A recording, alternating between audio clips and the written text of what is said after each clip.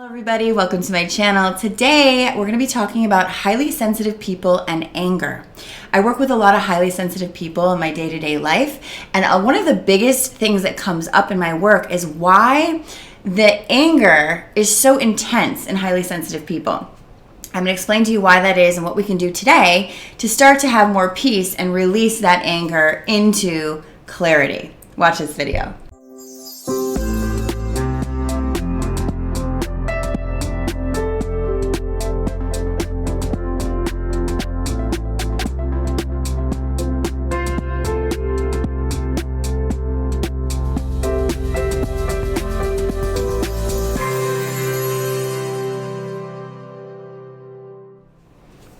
Hello everyone, welcome to my channel. If you're new, please click the little subscribe button and the bell to receive new videos when I release them. And if you've been with me for a while, thank you so much and welcome back.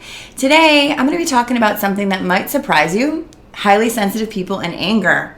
I have, monthly membership groups and online courses, and in those groups, the majority of people are highly sensitive.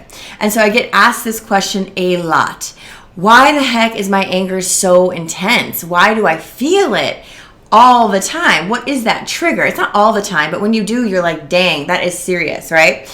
And it surprises people because when you think about a highly sensitive person, you think of someone like soft and sensitive and sweet and doesn't like, too much contrast or too much, fighting or anything like this.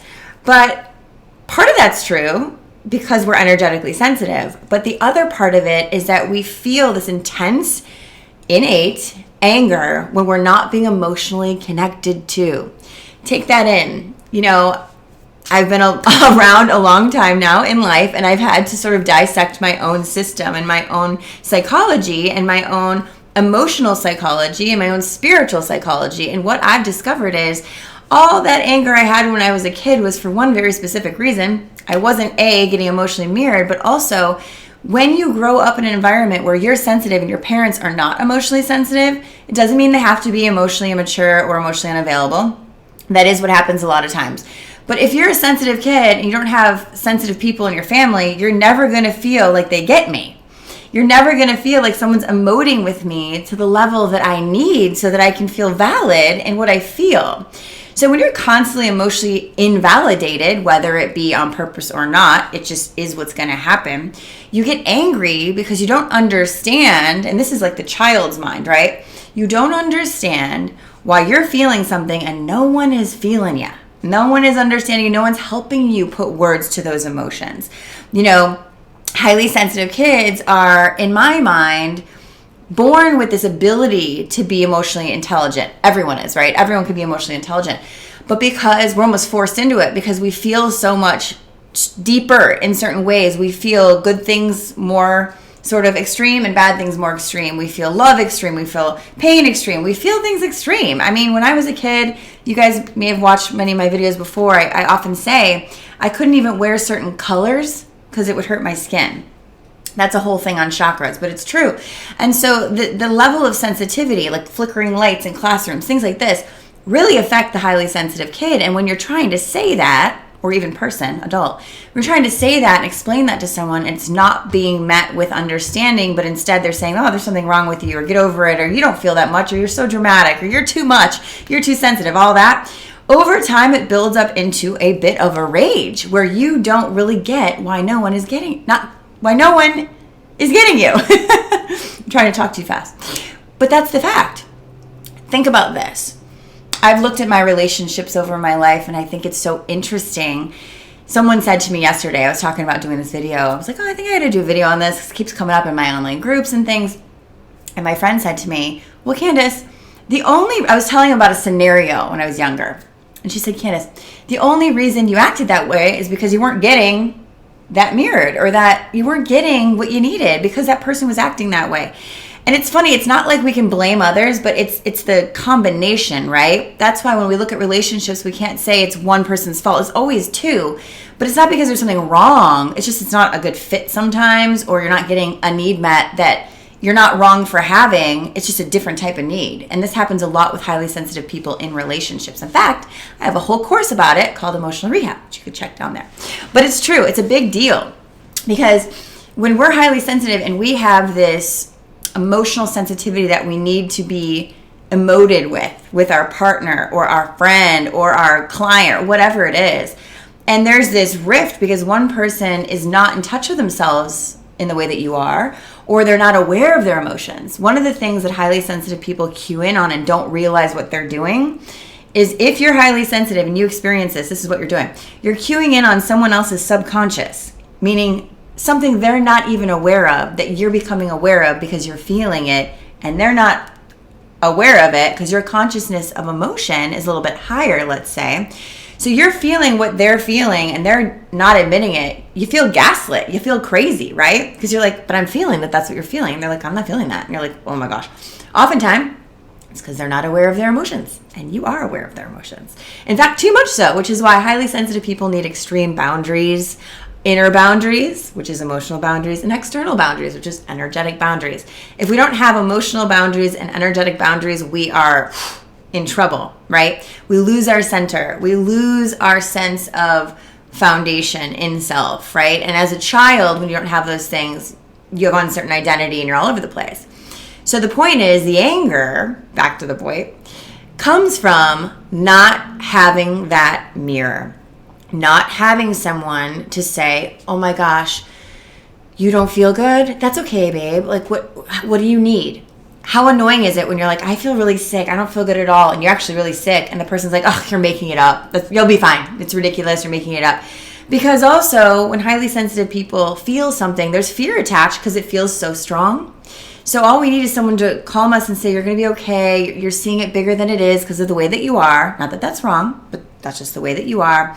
And you're actually going to be fine. I'm going to be with you until you're fine.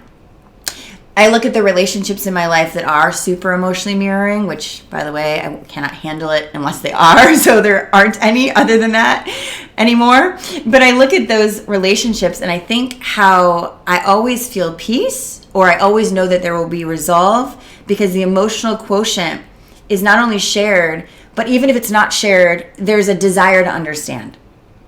So think about that in your relationships. Look at people in your life or ways that you are triggered, or look at when your anger pops up and what it feels like. It feels like a powerlessness to not getting that need met of that emotional connection, that emotional emoting with someone. It's really quite simple, isn't it? Sure, there are other reasons we get angry, but that is the bottom line. That's the main reason. It can be attached to many different scenarios, but the main reason is I need you to feel me, and I need you to not make me wrong for what I feel. And if those two things aren't in order, we have anger that can sometimes blow into rage. So we can calm it by realizing, oh, that is why I'm upset. Okay, it's not, so then we self-judge.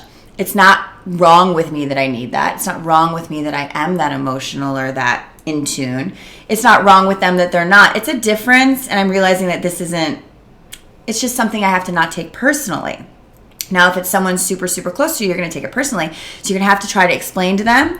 But the bigger part of this is understanding yourself and understanding that most people, a lot of people, are not going to emote the way that you do if you're highly sensitive. But you can find people that do. In fact, you might want to check out my monthly membership, Truth Room Tribe, because everybody in there is feeling it and feels like, oh, we're not alone and we're not different and we're not weird. Holy shit, it all makes sense, right? So we need people like us in life to mirror us so that we don't feel different, alone, weird, like we don't belong. We do. The world needs differences. If you don't have a difference, you're not going to make a difference. It's just we have to empower that difference and know that it's okay and know that one thing isn't right and the other thing isn't wrong. It's just different. And so that anger, that powerlessness to get our need met starts to go away when the judgment of it goes away, when the fear behind it goes away. And we can start to understand that I just experience things differently. You're making me feel like I'm wrong for it, but I know that I'm not. And that's it. Is that difficult? Yes. But you start to get used to it when you start to empower this ability and use it to your advantage and realize that it's the brighter the light, the darker the shadow. There are some really good things about being HSP. And there are some really hard things in this society right now about being HSP because we're not taught about it in school. We're not taught about emotional intelligence. We're not taught that it's okay to feel different and not mean we're different and wrong. So this is how we get to reparent ourselves and retrain our own understandings to accept ourselves, love ourselves, and not need anyone else to be like us, but to welcome it and to try to understand it, or at least tolerate it, because it's a tough thing. It's a tough thing to be a highly sensitive person in an emotional dark age. It really is. But if we all come together and we all empower our sensitivities together, the world will become a more sensitive place, and we won't feel like we don't belong anymore. So that is the next realm of this paradigm shift, my friends. We need to empower our inner gifts and live from the inside out. I hope you guys all enjoyed this message. Please share with one person you think might benefit.